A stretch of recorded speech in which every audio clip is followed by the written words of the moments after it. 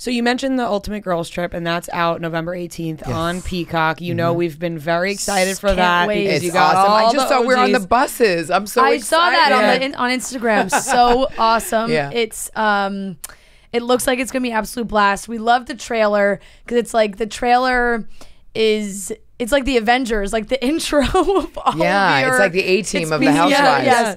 It really is so awesome. How excited are you for people to watch this trip? You know, I'm super excited. I was very trepidatious going in. I was like, okay, I don't know Kenya at all, and apparently she's can throw some shade. And I didn't know Kyle very well at all. I know her in passing, but I don't know her well at all. So it was really cool to get to know women from all the different franchises, and we kind of break the fourth wall in that we talk about what it's like to be on our own franchises, and that's an interesting twist to the show in itself. It's unlike any just Housewives trip where we all go on holiday together. It feels a lot different. Of course, there's always drama, but it is a lot of fun and a lot of laughs. I mean, Kyle is hysterical. I mean, she had me laughing all day long, and of course, Ramona, as you see, gets into trouble the first 5 minutes. Of course. Yeah.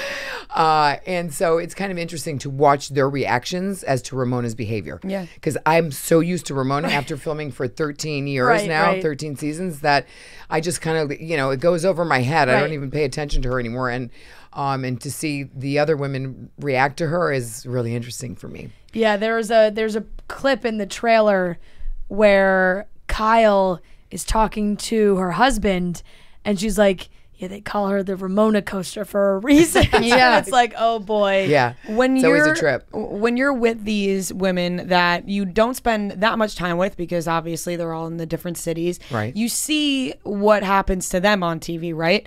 So now that you're hanging out with them, do you have a different perspective than, say, like what you hear about them or what you've seen? Oh, totally. I mean, like Teresa Giudice, she's like a pussycat. I mean, she is the nicest person. She actually hung out with me the most. She was always like knocking on my door. Hey, Lou, what you doing? Yeah. And When? yeah. So I got to know her really well. And then I was passing Kyle's room and I would hear under her breath. Now she didn't know I was there, but this happened the whole trip. Money camp, money club. I can picture that. Money camp, money club. And she's like singing in her room in front of the mirror. And one day I went in just to watch her. It was hysterical. So I mean, it was really a lot of fun getting to know them. And Cynthia Bailey is an old friend of mine. She was in Phil and Giovanni video with me along with Lisa Rinna. We love Cynthia. She's such an elegant lady. She is. Yeah, She she is. is. Beautiful, Oh my elegant. God. She's like great. the definition of class. And Kenya, let me tell you, I didn't expect to like Kenya, and I really liked her a lot. Very sophisticated.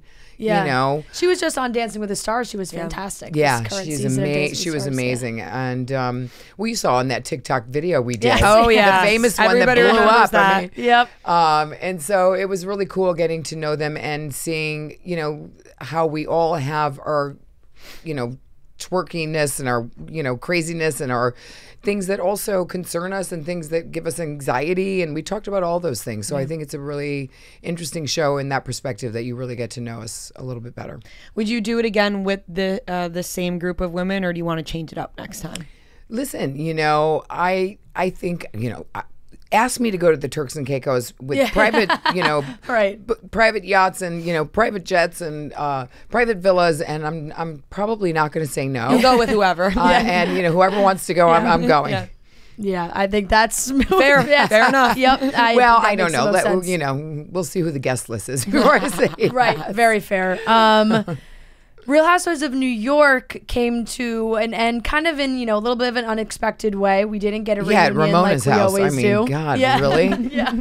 Well, you have to remember, we filmed during one of the most difficult times. Oh, yeah. I mean, during, COVID, Black Lives Matters, an election. I mean, there was a lot going on. There was a lot of social tension that we got to film and got to dress up and put makeup on was already a godsend for me, you know, because we were all stuck at home, and you know, the thought of, you know, being around, you know, a group of girls and being able to have fun. There's always drama, of course, but having somewhere to go was already a great thing. And so I feel like at the end of the season, we really were in a good place, all of us. You know, we all had our tops off, for God's sake, and we're wearing feather boas. You know, so, you know, we had, you know, we came to a good ending, and I feel like there was just too much time that kind of passed for the reunion to happen. I was in the south of France, and they called me and they were like, "It's not happening." I was like, "Well, okay, I'll just stay and go to Mykonos or something." Oh, just beg me to stay Yeah, here. right. Yeah. So I was disappointed, of course. First time it ever happened, but you know, I'm moving forward. I've got, you know, so much on my plate in terms of the cabaret and my career in that respect, and I know we'll be back. And you know, I'm looking forward to the next season.